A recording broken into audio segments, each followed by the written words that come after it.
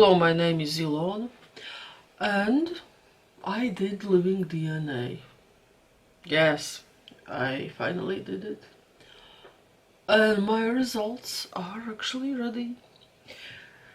I already checked the results. I cannot wait and make the reaction video where I am looking at my results. And actually, I already kinda knew what there could be, less or more, so it wasn't really a surprise for me.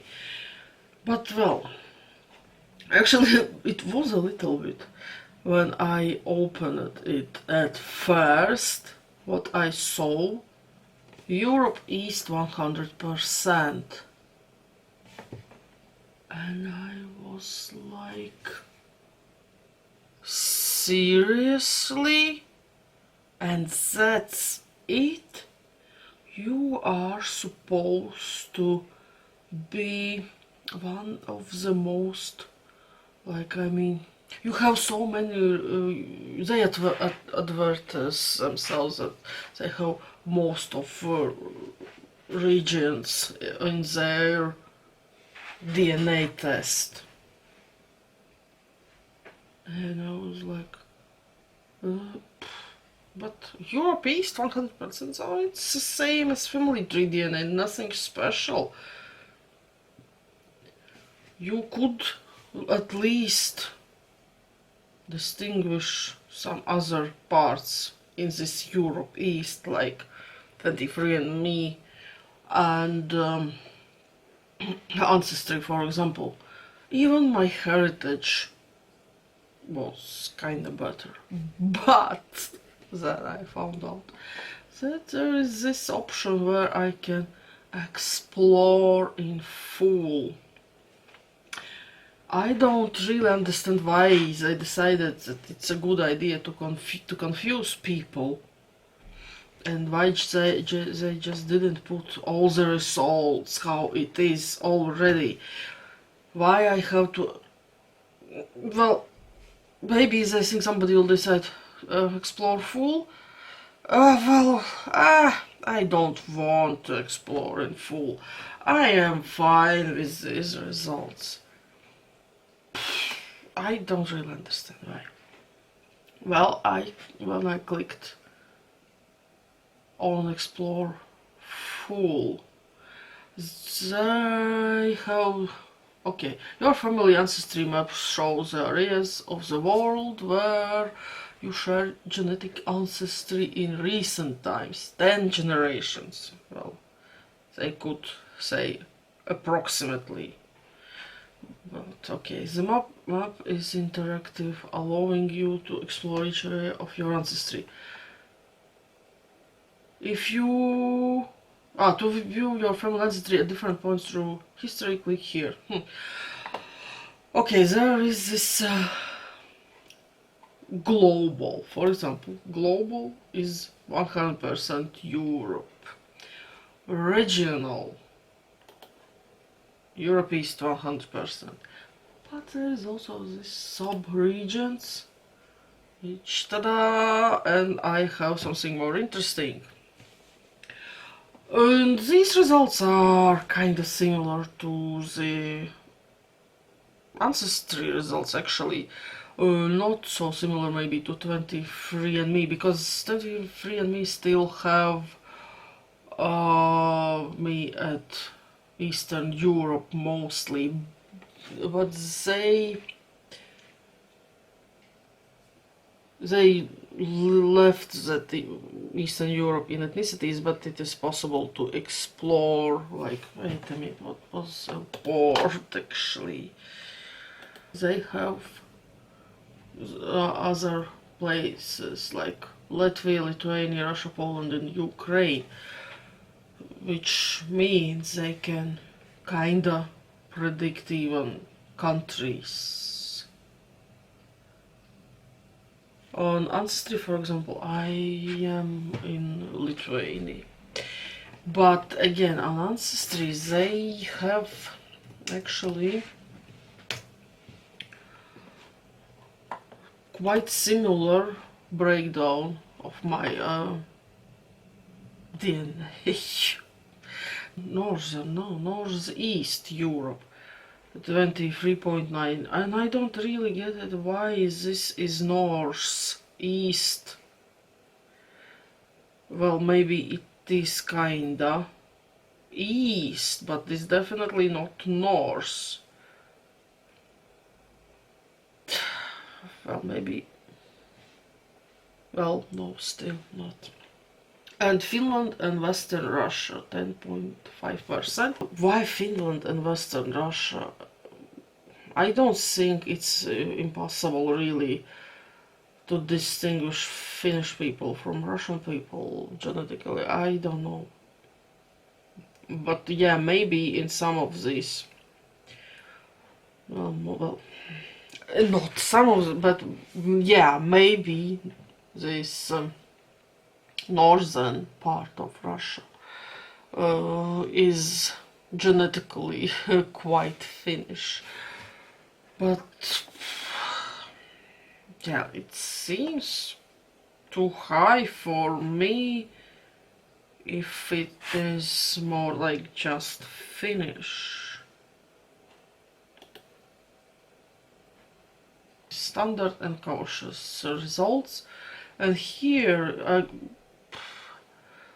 still 10.5% Finland, Western Russia, but 89.5 Baltics related ancestry.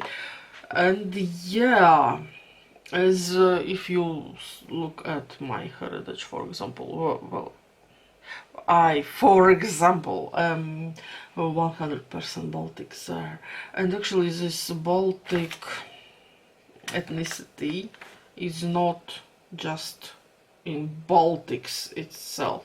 And again, what we consider as Baltics in much broader sense, Baltics will be all actually countries around Baltic Sea. But yeah, of course, Poland, Belarus, and even yes, and Russians and Ukrainians have this Baltic, I don't know, genes from maybe more ancient times. So yeah, if I look these cautious results, then these are even more similar to the ancestry. Yeah, they kinda really how Russia and Finland did one. Oh my god, I can imagine how Finns are upset about it. Well, and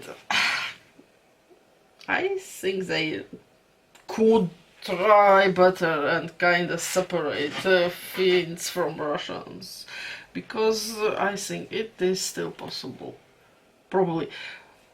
But actually what well, it's not related to my results. It's quite hard to it can be easy to distinguish Finns from Russians, Baltics from Russians, and even maybe other Slavic like countries like Poles and Ukrainians maybe from Russians. But it is really hard to distinguish Russians from all these countries or places, because yes, for obvious reasons, Russia is a very big country, and they really are very mixed with neighboring, well, let's say countries, but not really countries, because you know, countries, a lot of countries didn't existed like 5 or 100 years ago, or I don't know. So, but yeah, Russians are really mixed with a lot of these native peoples. That's why there is no this genetic, at least Russian ethnicity, or it has to be, Russia has to be divided in even more sub-regions, which I think I hope they will do in future, because yes, I think it is really necessary, because it's a biggest country, at least at the moment. So, which means, yeah, of course, they have a lot of different ethnicities. Not just plain Russians. But maybe I will make about this another video about this. Now back to my results. Haplogroups. Of course, I have only mitochondrial DNA haplogroup. I am a little bit confused. Well, maybe I am stupid. Well, okay, it seems like, yes, it's the same haplogroup, but I don't really get it. Why, instead of 2, they have this... what even is this? How Latvia is not even in this list. Okay. I cannot say I am disappointed about it, that I did it. But also I am not surprised. Except maybe about Finland and Western Russia, 10%. Well, okay. But otherwise, what they don't have at the moment, but they are planning probably, is DNA matches, which they don't have at the moment. I don't know when they will have.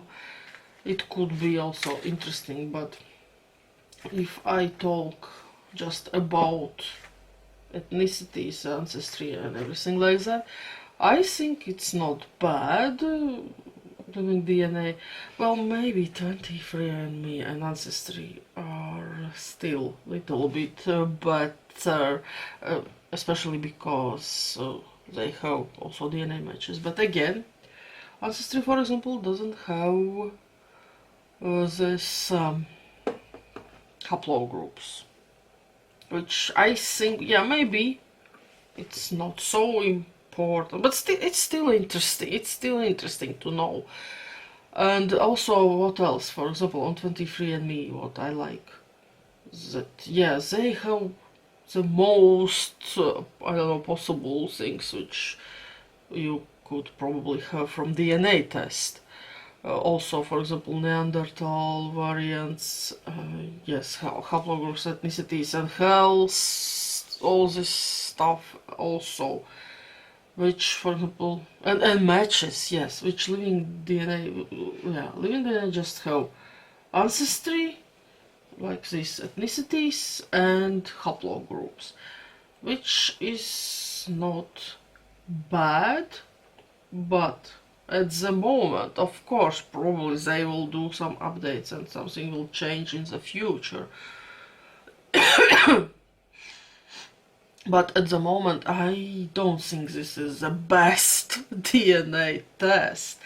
But still, it's not bad, and also you can download your raw data.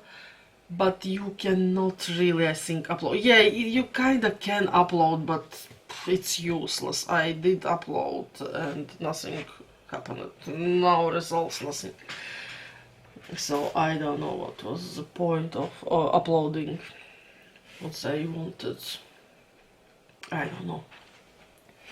But otherwise, yes, if I compare, for example, to the family family tree DNA and my heritage, ethnicities in living DNA seems a little bit more interesting. Genealogy, it's absolutely useless. And also, if I compare to some other sites where I uploaded, even for free, my raw DNA, and to some of them I paid some amounts of money, living DNA results looks kinda like on these free upload DNA sites. So this part is a little bit disappointing. I don't recommend really leaving DNA as a first test, because yes, no matches.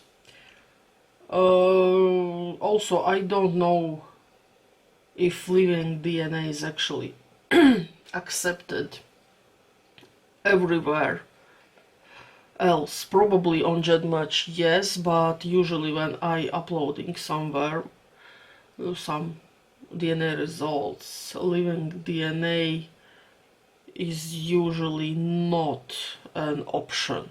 Usually you can upload Ancestry, 23andMe, MyHeritage, Family Tree and DNA, but not living DNA. So yeah, living DNA could be just...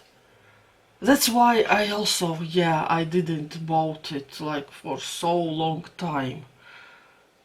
I was kinda expecting that something like this will be like, I am not disappointed that I did this DNA test. Finally I did it, and I know how it looks like, and I can